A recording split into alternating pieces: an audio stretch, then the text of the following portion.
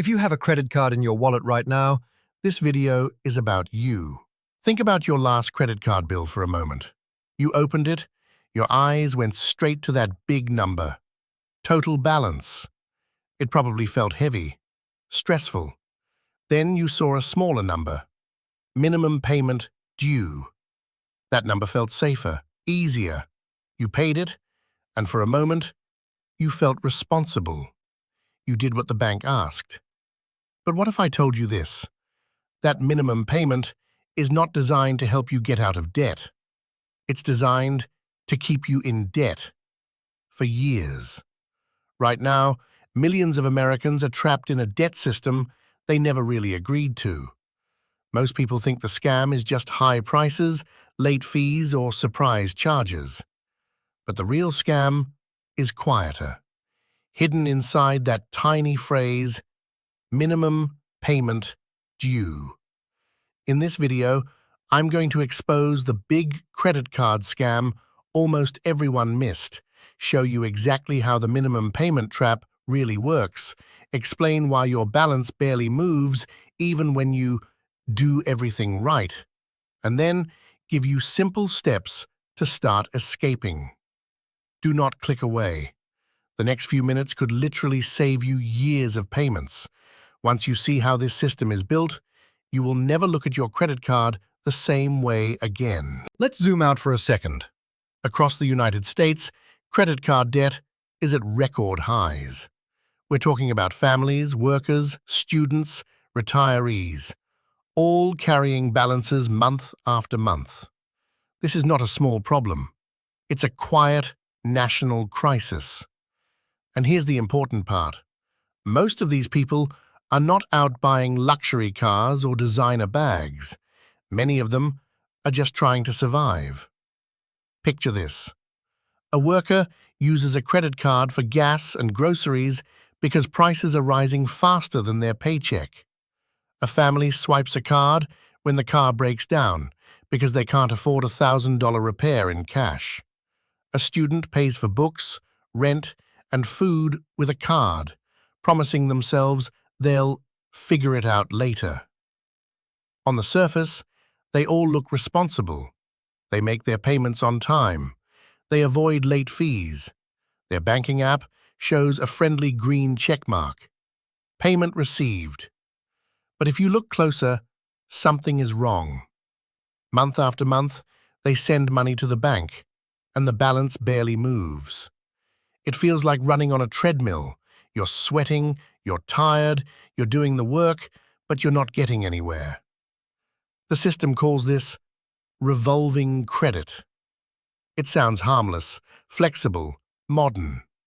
In reality, it means you revolve in debt for years, sometimes decades, while banks collect interest from you every single month. This isn't just bad luck. This is how the system is designed. Now, let's take the mystery out of this. No complex jargon, just simple numbers. Imagine you owe $1,000 on a credit card. The interest rate is 20%. Your statement arrives, and it says, new balance, $1,000. Minimum payment due, $25. $25 looks small. It feels manageable. You think, okay, I can handle this. Here's the trick almost no one explains. The bank takes its interest first. On a $1,000 balance with a 20% interest rate, around $16 or $17 of that $25 goes straight to interest. That's the bank's profit. Only about $8 or $9 actually reduces your real debt. So you send $25, and your balance falls by less than $10. Next month, the same thing happens again. Interest is charged on the new balance. Once again, most of your payment is swallowed by interest. Only a tiny slice attacks the actual debt. You keep paying, month after month, year after year. After 12 months, you might have paid around $300 in total. That sounds like progress. But your balance could still be close to $900. You paid a lot. The bank earned a lot.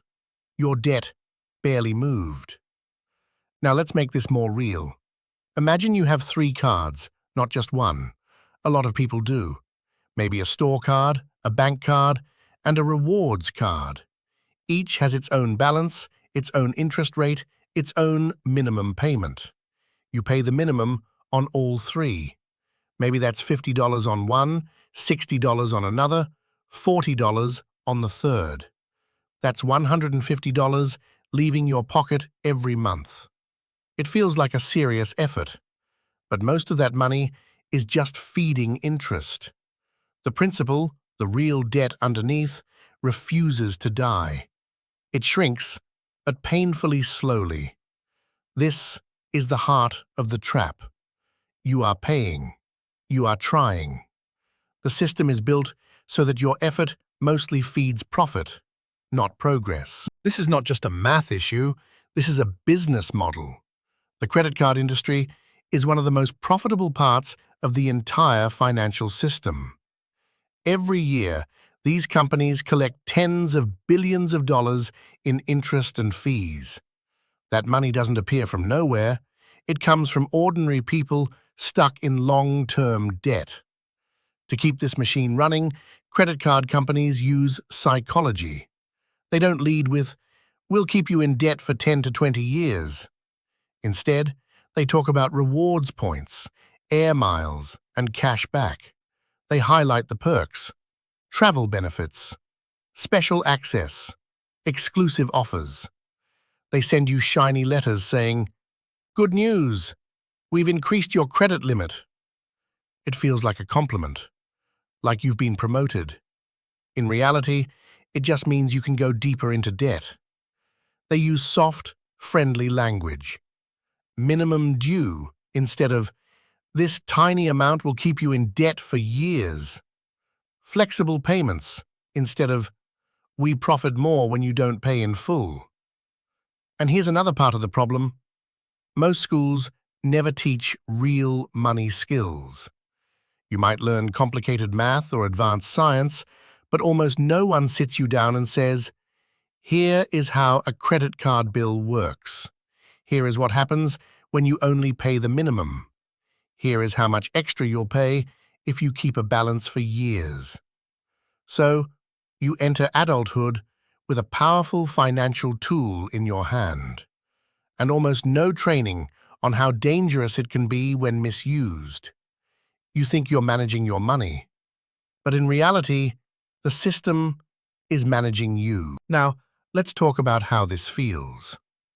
If you've ever looked at your credit card balance and felt a knot in your stomach, if you've ever avoided opening your statement because you were scared of the number, if you've ever felt ashamed, guilty, or stupid about money, you are not alone. Many people think, "I'm just bad with money," or "I'm irresponsible," or "I'll never get out of this." But look at the situation clearly. You were given a tool that was marketed as freedom and flexibility. You were encouraged to swipe, tap, buy now, worry later. You were told, "Just make your minimum payments and you'll be fine." You were not told that paying only the minimum is like agreeing to hand over years of your future income to the bank. You were not told that you could end up paying 2, 3, or even 4 times the original cost of what you bought. Behind these rules are teams of professionals, experts in psychology, data, and human behavior, designing systems that keep you engaged, comfortable, and paying for as long as possible. So understand this. You made choices, yes, but those choices were made inside a system built to nudge you toward long-term debt. You are not the main problem. The design of the game is the problem. And once you see the game from above, once you see the maze instead of just the next wall in front of you, something powerful happens.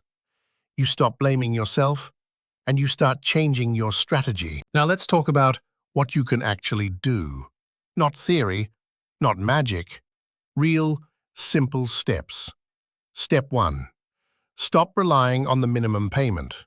From now on, treat the minimum as the absolute last resort, not the target. Even if you can add just $10, $20, or $50 more each month, that extra money finally attacks the real debt, not just the interest. Over time, this makes a huge difference. Step 2. Make a clear map of your debt. Sit down, yes, actually sit, and write this out. Every card you have, the balance on each card, the interest rate on each card, the minimum payment for each. When you see it on one page, the situation becomes real. It stops being a fog of numbers and turns into a plan. Then pick one card to attack first. A common approach is to choose the one with the highest interest rate. Pay the minimum on all the other cards. Throw every extra dollar you can at that one target. When that card is finally paid off, move to the next one. This is not fast. It's not glamorous, but it works. Step 3. Stop feeding the fire. While you're doing this, be very careful about using your cards for everyday spending. If you can't pay a purchase off in full by the end of the month, think twice. Every new swipe without a plan is like taking a step backward in the maze you are trying to escape. Step 4. Build a small safety cushion. Even a tiny emergency fund, a few $100s, can stop you from running back to the card every time life hits you with a surprise bill. It's not easy, especially if money is already tight. But even saving a little each month builds a buffer between you and more debt. These steps are not exciting. They won't make a viral, get-rich-quick headline. But they quietly shift the power back into your hands. The big credit card scam is not about one bad company or one evil card. It's about a system that keeps ordinary people calm with small, easy payments, while quietly taking their money for years. It's about a world where you are encouraged to spend now, worry later, where real financial education is rare, where the rules of the game are hidden in fine print and friendly language. But now, you've seen behind the curtain. You understand how the minimum payment trap works. You know why your balance barely moved even when you paid every month. You know that the problem is not that you're lazy or stupid. The problem is that the game was designed this way. And that means something important. If the game is designed, it can be understood. If it can be understood, it can be beaten. Slowly, step by step. If this video opened your eyes, don't keep it to yourself. Share it with one person you know who is struggling with credit card debt. Help them see the trap too.